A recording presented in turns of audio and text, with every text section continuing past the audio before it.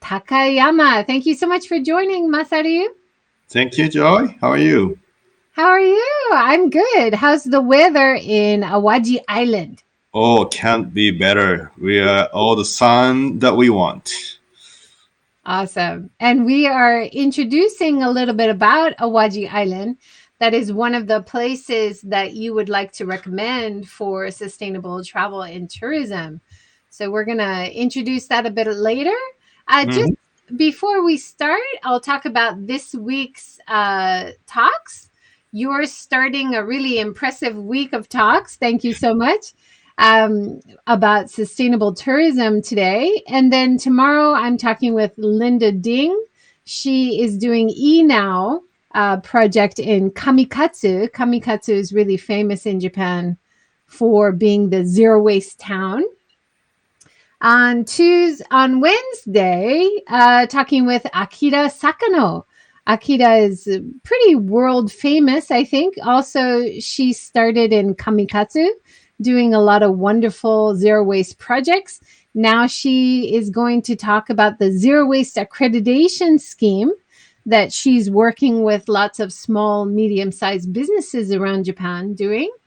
And on Thursday, talking with Ben Foraker about social impact and corporate social responsibility in Japan.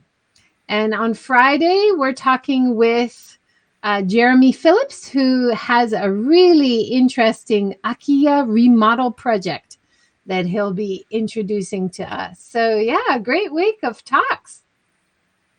Thanks for starting us off. No worries. So let's talk a little bit about you and your background. Now, I read that you studied oceanography. Is that right? That's correct. So is that where your kind of focus on sustainability and sustainable business, sustainable travel, is that where that started for you?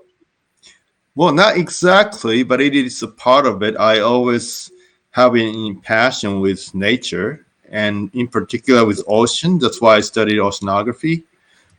So I, really like to be underwater, but not above before when I was in college. But, you had to travel the land or the seas in order to see those beautiful places. So traveling has always been a part of my life, connecting these oceans, I should say.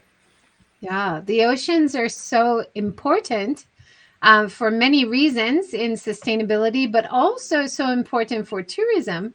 Japan and many of the places we'll talk about later that you are promoting for sustainable tourism are beautiful beach areas, beautiful areas for diving, such as in Okinawa. You obviously, that background in oceanography has helped you build this passion to promote these wonderful places in Japan. Is that right? Yes, that's correct. But also part of this world travel that I have done before when I was much younger, and to see the world really. And my one day after maybe diving for 7 days straight, I had to sort of dry my brain one of those days. So I went on this jungle tour in Costa Rica, which was now, when I think of it, it was actually the community-based tour, and the guide was very proud of me, thanking individually about the tourists' benefits directly trickle down to the community, where they're able to build their own hospitals and schools, which I thought was a brilliant idea. So that was actually my very, the beginning of what I thought was a responsible and sustainable tourism. Yeah, that's so interesting. Now, you have a role in so many different organizations in Japan and internationally. If people want to reach out and contact you, you think maybe the LinkedIn profile might be the easiest. Yeah, LinkedIn would work. However, writing me direct messages would help, not just clicking to become a friend or the. So maybe you could write me that you saw me or heard me with Joey. That would be definitely help. And I'm normally a good replier. So Yeah. Well, you're so busy. You're on loads of committees, your advisor role, you do auditing, you're a consultant, you're also a director. Let's talk a little bit about JARTA and your own network that you founded, the Asian Ecotourism Network that you founded. Can you talk about that first? Sure. I could talk about JARTA first, JARTA, which stands for Japan Alliance of Responsible Travel Agencies. I am the actual founder of this not-for-profit trade association for tour operators and travel agencies in Japan. We have, I think we've started about little over 3 years ago now, with 7 companies who were like-minded, trying to promote sustainable tourism. But then we have now grown into probably about 14 or 15 now, Japan-wide, that is. And we do have some of the inbound operators who does tours to in and out of Japan. But the what brings us together is, of course, about sustainability, how to improve sustainability as a tour operator. And we have a number of issues, how to tackle those issues. So I think JARTA members are really closer together. Unlike other, there are a lot of travel and trade associations, but they don't talk much about sustainability. So that is one. And another is Asian Ecotourism Network. Actually, earlier today, we had a meeting with our new board members. As of June 3rd, which is in a few days' time, we will be growing into 21 countries in Asia and Pacific. Our headquarters is based in Bangkok. So we have a number of Thai board members that are based there. So we register legally as a not-for-profit again, business trade association. But we have probably around 35 or 6 advisory board, international board, that are all pointed to ecotourism. So we are a very specialized organization in that sense. That's great. There is some really exciting happenings in terms of ecotourism or sustainable tourism. Do you want to introduce the UNESCO Natural Heritage? That's right.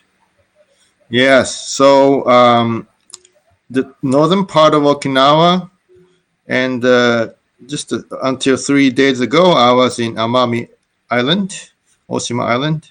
So the chunk of islands that belong to Kagoshima Prefecture are now destined to be inscribed as the new natural world heritage. So that would be good recognition for them for all those years that they have been working to conserve nature, and of course, being a part of the World Heritage, they're expecting more people to come, but to handle them in a sustainable manner is their next mission. Yeah, it's amazing areas. One of the areas already given UNESCO status, which you introduce on your website, eco-tourism.jp.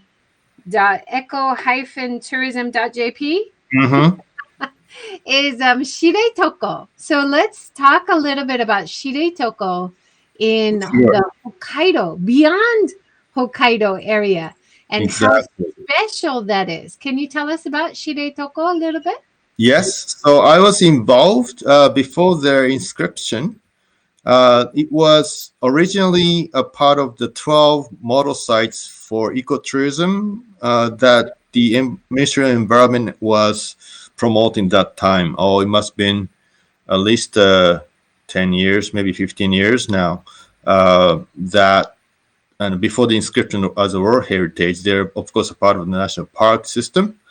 And the interesting about Shiretoko Peninsula is not just the terrestrial, but also the ocean part is a big composition of that area, which also affected how they should be fishing or not fishing in the peninsula, except the locals. They have to have a proven way to have their fish stock sustainably maintained. That is one of the very strict regulations that they have to abide by. But also, they are, of course, encouraging the people to come in and really enjoy unspoiled nature. But the difficulty for them is that they're also a part of the very rich bear country. I think they probably the highest density in the entire Japan. And so a lot of the experienced guiding are required in order to, take advantage of this beautiful nature. So I personally have been working with a number of nature schools and also with the not-for-profit conservation groups, as well as there's also Shiretoko Nature Foundation that does a lot of the research on how to, how they're conserving the area by monitoring. So this is a wonderful area. In fact, I'm actually going there in about 3 week time for 10 days. So I can't, really wait to go there. Yeah. We have a travel expert and travel guide from New Zealand, Louise Poppy, who has joined. Thanks for joining, Louise. So this is the northernmost part beyond Hokkaido Island, Shiretoko. And I love these photos. I want to talk more specifically about some of these activities. But before we go any further, maybe if you could explain, what is ecotourism? What is sustainable tourism? I think a lot of people get confused by all these terms, right? Okay. Yeah, I can understand that. So when I started, there's only ecotourism. Ecotourism is a responsible tourism or travel in the natural area that helps the conservation of the area, but also improving the welfare of the local people through education and interpretation. So if it's not nature-based, of course, it's not ecotourism. So any kind of urban shopping or just eating, the organic stuff, it's not ecotourism. Or staying in the eco-resort alone is not ecotourism. There must be a way to reach the triple bottom line, which is to meet the sustainability in environmental factors, but also in cultural and, of course, human factors, social factors have to be met. So ecotourism is actually started in the 90s in the world. It's just patches of the world at that time. But back in 2002, the United Nations has declared 2002 a year of International Year for Ecotourism. So we actually celebrating that year next year at the 20th anniversary. So it's a big one for us. And the sustainable tourism have come much later in a way that all types of tourism has to be sustainable, regardless of places or the scale. So the airport or transportation, accommodation, any destination, seeking sustainability, we put that under the bracket of sustainable tourism. But however, when it's overlapped with nature, then it is ecotourism. I don't know if that clears a little No, bit. no, that's great. And when I did my course, my master's degree in sustainable tourism from Arizona University, I think they discussed this idea that ecotourism was a great idea, but it wasn't enough. And Mhm, so what used to be ecotourism has kind of become nature-based tourism, which is an important part of sustainable tourism. But mhm, if you want to focus on making washi paper in Japan, for example, or making pottery, that doesn't apply to mhm, ecotourism, but it mhm. definitely applies to sustainable tourism. So, sustainable Exactly. tourism is kind of a broader term, and ecotourism or nature based tourism is one part. Is Mhm. that kind of That's accurate? correct. Yes, Joy. So any types of tourism can be sustainable depending on how you look at it. So it encompasses the whole spectrum of tourism. It's sustainable tourism, whereas ecotourism has to be nature-based. However, uh, not all, but a lot of times you see just the nature-based tourism not sustainably practiced, or some people go through what we call the greenwashing. They're trying to motivate people by calling themselves eco or green. So that is something that we need to combat also. I think I met you originally when I went to a conference which was called Sustainable Tourism many years ago. Mhm. I won't name names, but there were some presentations which I found very jarring because they were using big buses like diesel buses, or they were using boats using gas, Mhm. even using plastic bags with plastic bentos. But they were looking at things which were natural. So Mhm. there was a lot of confusion about, Mhm. is this ecotourism? Do we only need to look at nature to be ecotourism?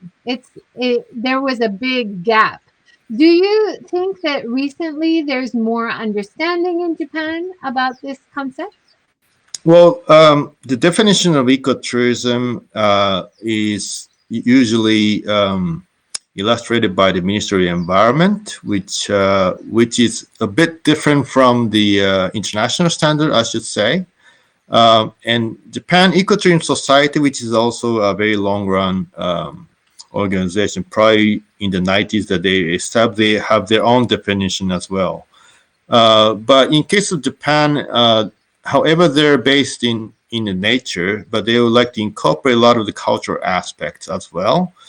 And the biggest difference with for us, example, in what we're doing in Asia and Pacific is that we do have our standards, and the standards of ecotourism for destination accommodation, and a lot of time we have for tour operators or even guides that specifically, set what they should be doing. And a lot of time, like you said, about the plastic or tackling the global warming, all these issues have to be, in plan when they're selling as tourism products. But a lot of time they only do it partially. So um, I wouldn't say that certification is the way to go 100% of the time. But if you use it as either like a checklist or guidelines, they're very helpful because that can tell you what's missing in the picture. Yeah, definitely. That's one of the things I always suggest, even about business, to sustainable businesses. If you want sustainability as part of your brand, you really should think about getting a third party certification, getting training from third parties that have been doing it for a long time, and they have a very good global reputation. And then the customer can trust that you know what you're doing, right? Hmm. Yes, but there's a pitfall in that, if I can talk about that a little bit. Yeah, go ahead. Um, that all these certification bodies normally either based in US or Europe. A lot of times, um, in the beginnings, probably in the late 90s, that they started, pitching for standards. But there are a lot of organizations that use like a easier, should I say, easy to get certification, or at the end, I think some people were able to purchase the brand or the awards in exchange for just paying for that price. So what they called certifying body were actually not really certifying anything. So in 2008, if I'm correct, we had the United Nations took an initiative to establish Global Sustainable Tourism Council, which what they did was to set the minimum criteria for what are sustainable tourism, and they started to sort of certify the certifiers. You know what I mean? So they were able to tell that which organizations are really doing the great job in terms of promoting authentic sustainable tourism, whereas they're more marketing or just more for commercial reasons, that a lot of them were involved in that. So I think within about 15 years or so, all these wannabe certifying bodies were pretty much obsolete now. So working with GSTC standards are very important for us. Yeah, it's really important that you have an ongoing effort, that you're not, as well as having a decent certification process or a decent training process, that you're always looking for ways to improve, that you're always analyzing where you are and what you could do better and what you are doing good. And let's continue that part, right? True. Yeah. All right. Let's talk about where you are right now, Awaiji Island in Hyogo. Tell us about it. It looks amazing. Yes. Technically, it's no longer an island because this island has been connected with two bridges, both from north, from Kobe side, to south, to Tokushima side. So it has become a main road that connects to, from Keihanshin, Osaka to Shikoku Island. So in a way, it's a part of the bridge, some people call it. But it does have a lot of history. If you go back to any ancient myth of Japan, Awaji Island is supposed to be the origin of the entire Japan. So we have a very historic and famous shrine in Awaji Island, and also known for food paradise in a way that when the Kyoto was the capital, Awaji Island was, along with the Fukui, Obama in Fukui, Awaji Island were also the part of food procurement paradise, should I call them. So in Awaji Island, it's kind of funny that they don't have, like what should I say, food in particular that a lot of what you would expect in the mountain area, like miso or some kind of, kyoto ryori, should I say, the local food. Because Awaji Island, you can harvest them there. You don't really need to store anything over time because you can just grab them. There's fish, there's fruits, vegetables. So if you like, maybe the Kobe beef is also well known, but most of them are also grown on Awaji Island. So that is a fantastic area. And if you look at it on a map, the island is centrally located on Osaka Bay. So it is accessible to all directions. I like also the tours that you are offering. So it has experiences such as using vegetables to do natural dye workshop, for example. Really nice to see this in action. So not only sightseeing, not only out and walking around or doing activities, but also engaging with locals, learning about local traditions. Do you consider these kind of key elements of sustainable tourism or ecotourism?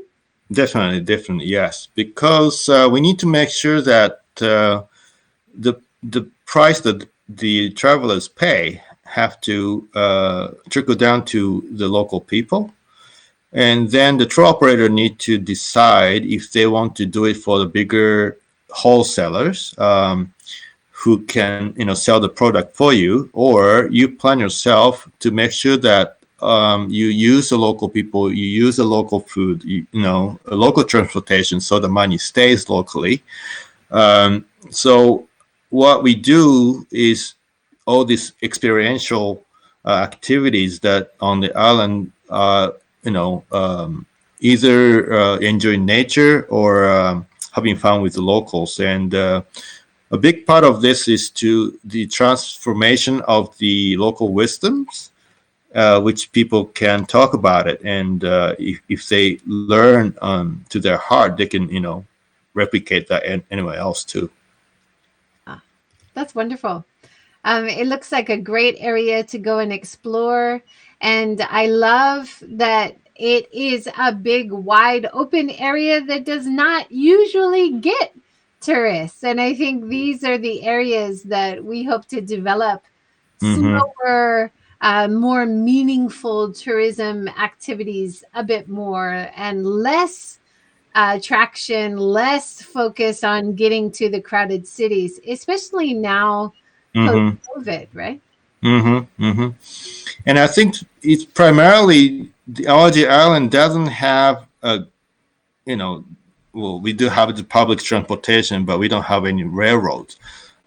So you have to be traveling to Kobe or Tarumi in that case, and then use the buses to travel around. And once you're here, the local buses are a bit difficult, tricky for visitors to use. And the time, you need to really time it right so that you can, take advantage of it.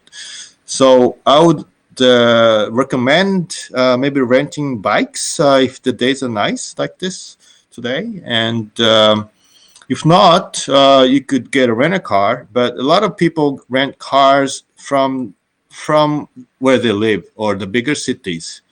But my suggestion for under our package is that they would come here on the public transportation, then get rent-a-car here on the island. That would have more benefit for the local economy if you rent from the local area, if possible. Exactly. Since we're in the A's, let's go down south to Kyushu and talk about Aso a little bit. All right. Well, also, yeah, it's another national park. Last year, I was able to climb the mountain and did what is called there's a crater. So I did the climb around the crater. And sometimes because of the volcanic activities, there are places you cannot go unless you wear a gas mask. But I don't know how much you're adventurous in that sense. But also is also a very beautiful area, as you may see on the screen, that it's very, very green. And the people there, they slash and burn that grassland in order to keep the landscape for centuries. I think that's amazing. And of course, Aso is now a part of the Sustainable Tourism Model site that Japan Tourism Agency is working with. So I'm hoping that as a destination, it becomes more sustainable, not just as a tour that we do, but also as a destination that the government also works with. So that's another rising star for us. Yeah, that's wonderful. So I'm showing the map of Japan. Aso is in Kyushu, which is the southern island. And then if you go further south, you're in Okinawa Islands. For people not very familiar with Japan, one of the interesting ecotourism initiatives I read years ago happened around Aso with electric cars. And like a pilot scheme with renting out electric cars. This is in like the 90s, like way before electric cars became very popular. Yes. So I have high hopes for this area. that they can kind of go back to the models that they were first trying to do and think about how they can do more sustainable tourism, because it's such a beautiful area. And of Hmm. course, very famous for hot springs too, right? That's right. And they're also part of the geotourism area, if you're familiar with that kind of, tourism. So my colleagues actually was the director for ASO Tourism Design Center. So he's actually the one that trying to utilize ASO's natural element, but also trying to make it more sustainable. I remember that his first attempt was to take the bikes onto the train like the Europe they do. So I think they had some period that they enjoyed that doing. Eventually, they didn't work out, but things like that they've been working for a long time. Yeah. Well, that's great to hear. Let's make a lateral move now and go to Shikoku. You have some examples from Tokushima. Mm-hmm. Hiwata, Tokushima. Can you tell us about it? Sure. Well, Hiwasa is it's a sleepy town, fishing village, but it's also one of the 88 pilgrimage temple town. And what I liked there the most was that they have very simple life, but also it's also known for sea turtles. So there's a beautiful beaches that these sea turtles come to nest. And they have this neighbors watch, and of course they have the research center for sea turtles and rehab centers, so that everything that they do around the beaches and coastal areas, they would put sea turtles first, kind of activities and strategies, so that their coastal areas are maintained beautifully. So one of our program was to actually go into that rehab center, that you could actually help the sea turtles scrape off some of the algae that they grow over time, or some kids they try to feed the turtles. I clearly remember one of the Indonesian clients that they did was they had to prepare cutting the fish, but for kids it was the first time for them to handle the actual knife. So parents are a bit worried that time, but something like that. And also it's Tokushima and Hiwasa area. It's not just the coastal area that's beautiful, but it's very compact in terms of having a river and the valleys are very close to each other. So you have electric assist bikes nowadays. You can literally grow from very deep in the mountains, do waterfall, and in the summer maybe you can drift back in the tubing, then have a swim in the ocean. You could do that in a single day. So it's a great area. Yeah, it looks amazing. I love Tokushima. This week we're talking tomorrow with experts from Kamikatsu, which is also in Tokushima. Naruto is in the same area with the whirlpools. Also in your tours, you talk about not only the beautiful outdoor views, natural views, you also introduce the visitors to the traditional experiences making paper. Mm-hmm. Is it making tatami mats up on top? No, this is just papers, but they're big papers. Bigger, the more difficult that can be. Wow, it looks really. Yeah, you can make the postcards are really easy, but making a big one, you have to be very steady. Yeah, we had in the talk show series, we talked to an artist who creates her own washi paper using gampi, so a kind of weed that grows really fast. And she does the whole process, and it takes such a long time from harvesting to making the paper, and then she does photographs on it. Amazing and so interesting. So I think if we can connect not only visitors coming from other countries, but maybe also domestic visitors are very interested in this. she has a lot of people visiting her who are from Japan and also very interested. So it's nice if you can do both, right? Yeah, of course. The culture and nature. Culture and nature, international and domestic tourist interest makes it easier from the profitability side of the equation, right? Definitely. All right, let's go to somewhere really amazing that I would love to go, but I'm sure it's very hard to go, and for a good reason. Ogasawara Okay. Island looks beautiful.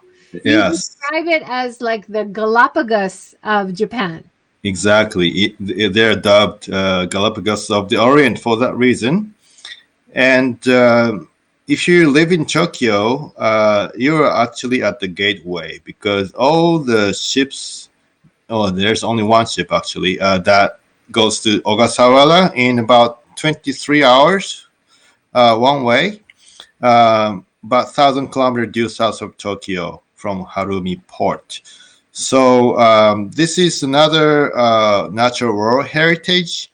And there are a couple islands, but there are two main islands that are there. The Chichijima, the father island, is a big one, and there's Hahajima, the mother island. Those two are actually probably the more popular places to go for a normal tourist. So it's, I should say, it's unlike Japan. It's not the correct word maybe, but it is amazing place. However, before the inscription, they had very difficult times trying to eradicate some of the exotic and invasive species because a lot of the cargo ships during the war, they brought a lot of salamanders and these that ate the eggs and ate the very exotic species there. But I think they're now under control. So that's it's a paradise, and they do have one island called Minamishima. The South Island is, I think, there you need to have a permit that, but the guide can show you, so you cannot go on your own. But they allow up to 100 people per day to visit the island, and maybe stay for 2 hours or something like that, the most. But this is one of the trips that I would highly recommend if you are not, especially not able to go anywhere. This is a place to go as far as you can be in Japan. So this is highly recommended. And if you're there and if you like water sports as well as terrestrial activities, I mean, both activities are top notch, really. But do consult me if you want to go with a good guide, because I do know them. Yeah. I hope they're being very strict and making sure that the tourism industry doesn't damage this very natural, beautiful place. Yeah. The way that works there is that they only have ports, not airports, seaports only.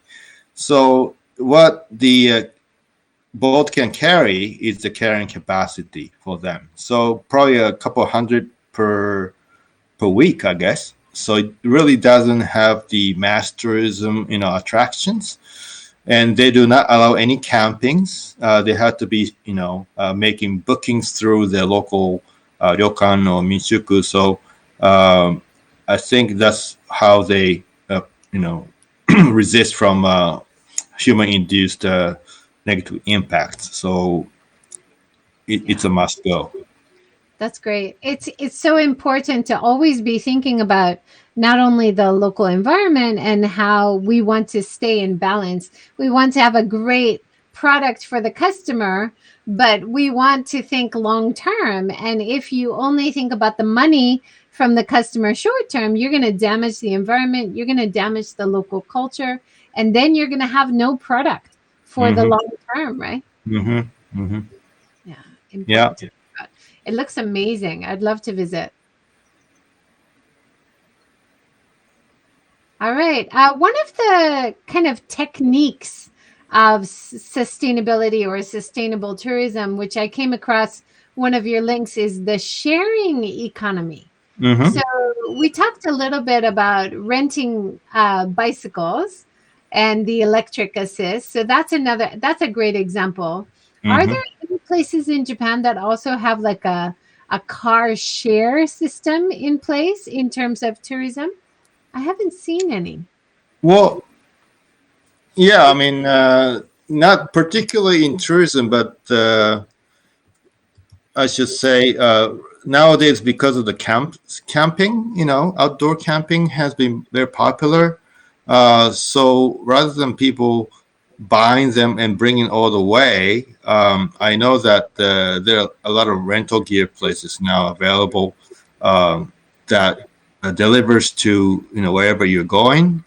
And recently, this is apart from tourism, I learned that I coincidentally met one of the musicians in Amami, and the very famous drama turned out to be. And he said, he doesn't carry all the drums all the time whenever he does a concert, but they have a network among the drummers. And so he was able to rent the local drums with the local, performers, so that they could cut all the costs and the shipping, hassles, which is perfectly an example of the sharing economy. Yeah, I love the idea. And, it can relate to so many things in sustainability. For example, if you need gardening tools, you don't need to own them. Mm-hmm. Why not have a rental system for that? But also for tourism, we actually have a sharing economy for a lot of tourism, right? Like renting kayaks, renting stand-up and paddle boards, renting gear to do abseiling or some kind of, outdoor activity. Mm-hmm. So we do have some of this in place, and it's a very interesting idea. How can we develop this idea more? Because of course, fundamentally, it's reuse, which is such a key component, right? Mm-hmm. Mm-hmm. Yeah, I love it. Yep. Now let's talk a little bit about your green destinations work that you're doing with the national organization. Yes, it's actually a certifying body registered in Holland. So this certifying body, green destinations, are and they have their own standards for sustainable destinations. And under their program, we have a top 100 sustainable tourism destinations. And Japan has entered that the competition since 2017, if I can recall it correctly. But last year we had 5, as you see on the screen, 5 destinations applied for, and they were recognized among hundreds. So Japan makes up 5% of the sustainable destinations. However, the system is a bit difficult to understand from outside. The green destination has over 100 criteria for that standard. For newcomers, they can only need to fill in 15 criteria, which are core criteria, or which we refer as essential criteria that minimum criteria to be called sustainable tourism. So they will fill in those, and if their score is high enough, then they get selected. However, for second year, all these 5 destinations now are confronting with the requirement to fill in 30 instead of 15. There's still minimum criteria. However, among 100, still not many. So as long as they stay on the program, they need to, improve their sustainability or challenge to other criteria that are not filled in. Eventually, that will lead to the certification, which they need to, satisfy all 100 plus criteria, which is very difficult, of course, on that standard.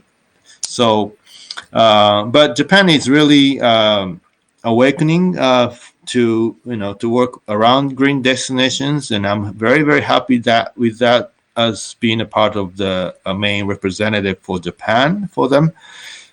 This year alone, I know that there are 18 destinations trying to enter the competition this year alone. So we'll see how that goes. If Japan gets recognized more in terms of as a green destinations for the world, I can I think I can say that we would be happy to have more responsible travelers aiming for Japan for that reason. This is such an important branding thing, not only for sustainable tourism in Japan, but for all tourism in Japan, to be connected to these international organizations and be part of these international destination lists. I think it's really key. And so I really appreciate all the work that you're doing to connect and collaborate with these international organizations. I think it's helping Japan's overall level of quality for tourism go up. Not just sustainability, definitely sustainability too. I saw you did an interesting talk together about during COVID time and tourism strategy with other members from the group. Did you have any interesting takeaways, or is everything? Yes, definitely. So actually I was the only agent there maybe up till 1 a.m. Japan time, but because of the time difference. But 3 other speakers were actually the finalists for the top 100 destinations. And I had the role of emceeing them to lead the whole panel because we are engaged with them also as a part of an Asian EcoTourism Network partner that we have based in Asia. So we actually do the scoring of these destinations in Asia, but not them. They're mostly from Europe. But I know Slovenia has been the leading country for the last, I would say, 5 years that has been changing the map of the destinations of the globe, especially in Europe. But I think what it comes down to is that we are working locally and that we are making differences to the positive, seeking modifying effects. And I think that's what's very important. I know that the standard should be used to bottom up the entire industry and the travel and tourism industry. But this certification scheme would help to recognize the top runners in that program. So listening to the best and good practices that they have done, a lot of times the other destinations can follow without much trial and error. So I think that there's a lot of benefit in that. That's great.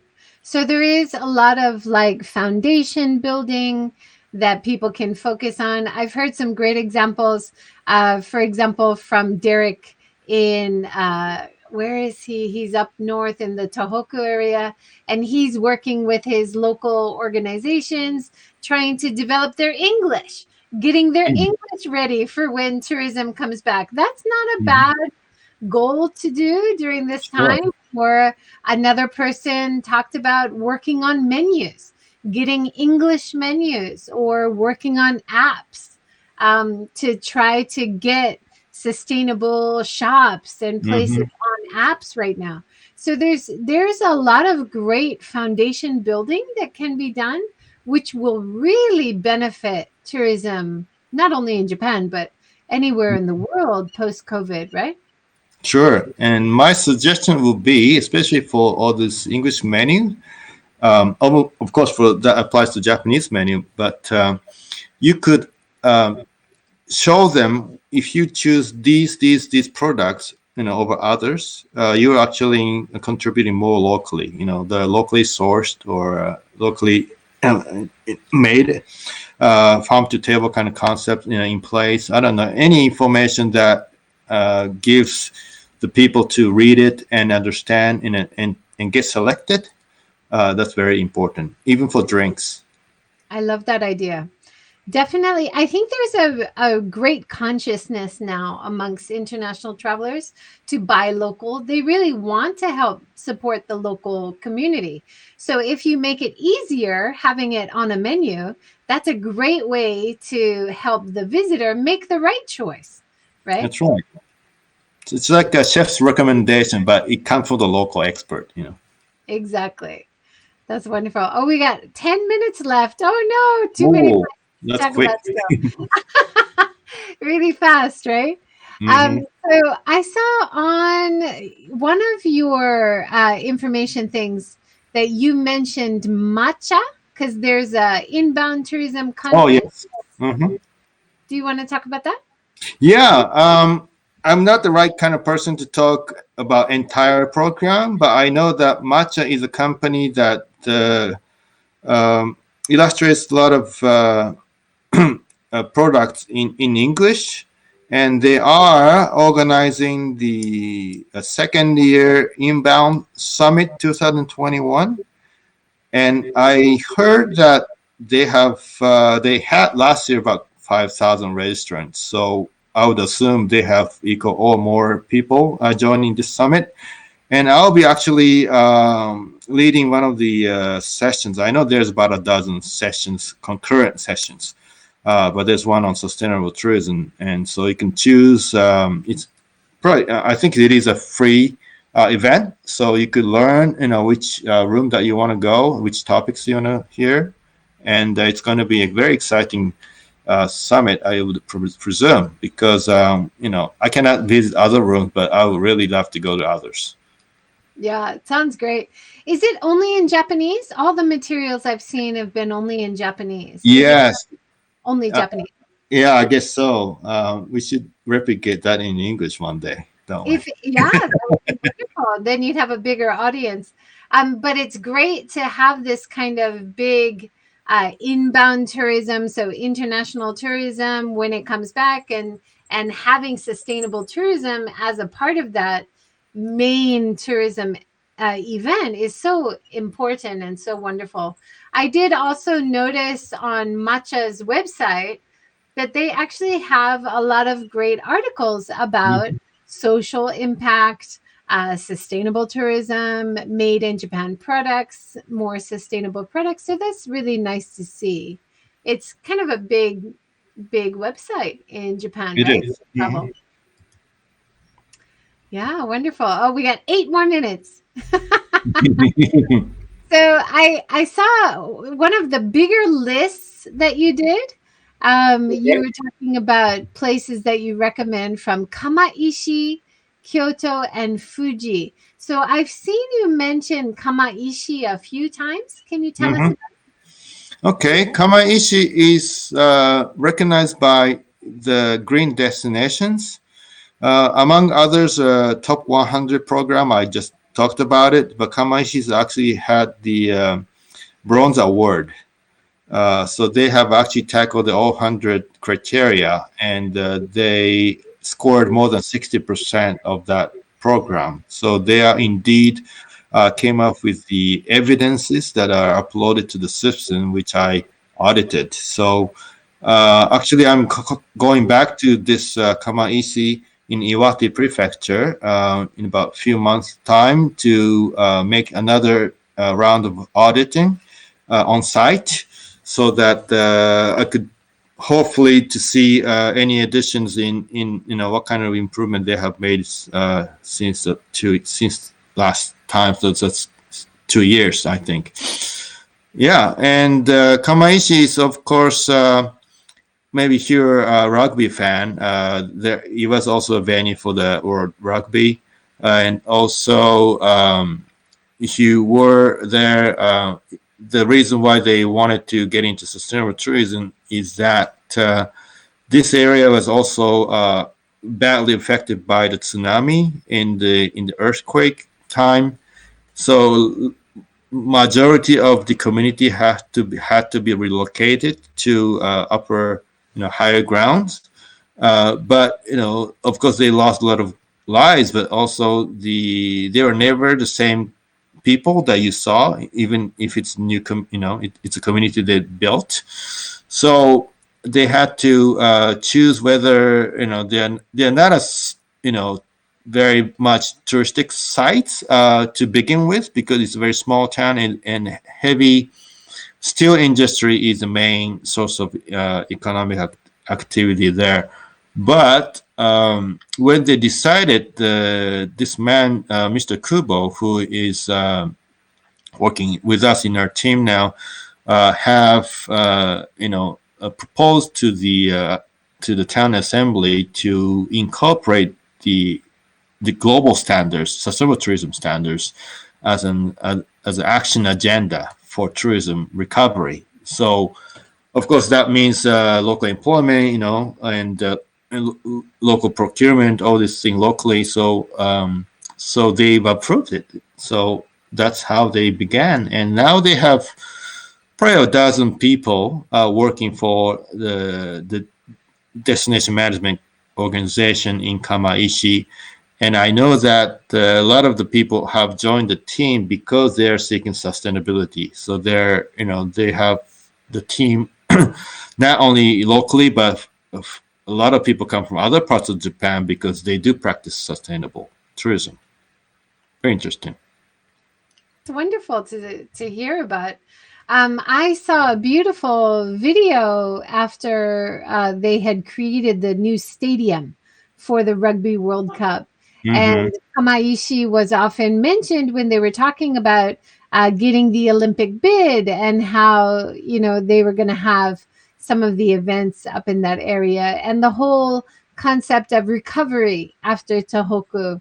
And bringing tourism back to the area. And there's so many wonderful places to visit in Tohoku, but it's one of the least visited areas of Japan. Is that right?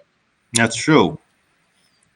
It's a bit of a issue if you really want to access there, to fly there or take the train, but the really worth the hours that you spend to get there. Yeah, it looks like somewhere you could definitely spend a week walking around, visiting a lot of beautiful local areas. So I would definitely recommend people visit Tohoku. You can get there by train. So it's quite well connected by public transport, right? Yes, and the entire Tohoku region, coastal area in particular, that are affected by earthquake, is now a part of the new national park, and the entire area is promoted the long trail. So actually, you can walk along the trail over, I heard, like 2 weeks or something like that. Should be interesting. The Michinoku Coastal Trail, is it? Exactly. Yes, you got it right. Yeah, wonderful. We had a couple people on the series talking about that wonderful trail. Let's talk about Nagano next, because we've had so many people in the talk show series who are based in Nagano doing wonderful things. What a beautiful area. And now you recommend the Nagano 80-kilometer walking trail. Can you tell us? Yes. Well, there are a lot of walking trails, but this area is... they have wonderful guides, and they're local guides. So I wouldn't be able to just walk, just myself. But there's a much better enjoyment if you're escorted by, this guy under the local interpretation. It's not about just culture but it's also about, what you see along the way, all the birds or amphibians or anything that moves, or the flowers that are blooming. There's a reason for it, and the biodiversity explanation behind it, it's so wonderful that makes you want to, not to leave there. I think that is probably the biggest reason why I like this trail. It's a very dense, biodiverse area in the hotspot of Japan. Wonderful. That's almost our hour. Is there anything you'd like to say at the end that we didn't have time for yet? Well, I just want to say that I know everybody's going through a very difficult and challenging time, but I know that you want to travel. So make the plans now. So when things are lifted, and then we can travel again. So make plans before. Yeah, that is great advice. And don't give up on travel. I think this is also a good time for the user to really invest time in research and spend time really researching where do you want to go and have meaningful travel, because travel should be more special post-COVID, I think. Mm-hmm. And yeah, it means a lot. should want to travel, see new things, but also engage with new cultures and new people too, right? Yeah. Mm. Thank you so much, Ross, for joining from Australia, and Louise from New Zealand. These are also places I would love to get over and travel. Definitely. And visit you guys. Thank you so much, Masaru. That was a wonderful talk, and you gave us so much great insights. Thank you so much. Yes. We'll have to have you back in a few months' time. You're doing so much. We could definitely continue the conversation. Yes. Yeah, I'm very happy to come back, and thank you for the opportunity, Joy. Wonderful. If people want to get in touch, you can probably find Masaru very easily on LinkedIn. You're also on Twitter, on Facebook. If you send him a message, say you heard him or saw him on this talk show podcast, that would be great. This week, let me just remind you of talks coming up this week before we sign off. Oh, where is it? The event list. So tomorrow we're talking with Linda Ding from eNow Kamikatsu about community-based sustainable tourism there. And on Wednesday, we're talking with Akira Sakano at 9 a.m. And on Thursday, Ben Foraker talking about CSR and social impact. And Friday, talking about an IKEA remodel. Very exciting, making reuse of an old traditional house. That's often a very popular topic on this series. Thank you, everybody, for joining. What's your Twitter? Louise is asking. Oh, I think Japan Eco Tour. Yeah. I will put the links below, Louise. And Masaru is also on HAPS, so you can connect and see his links on his profile page there. Yes. Thank you, everybody. Have a great day, and go and dream of your next travel adventure. Make it sustainable. Yes, definitely. Be a responsible traveler. Thank you so much, Masaru. Thank you. Okay. Thank you, everybody. Thank you, Joy. Bye. Have a good one. Bye-bye now.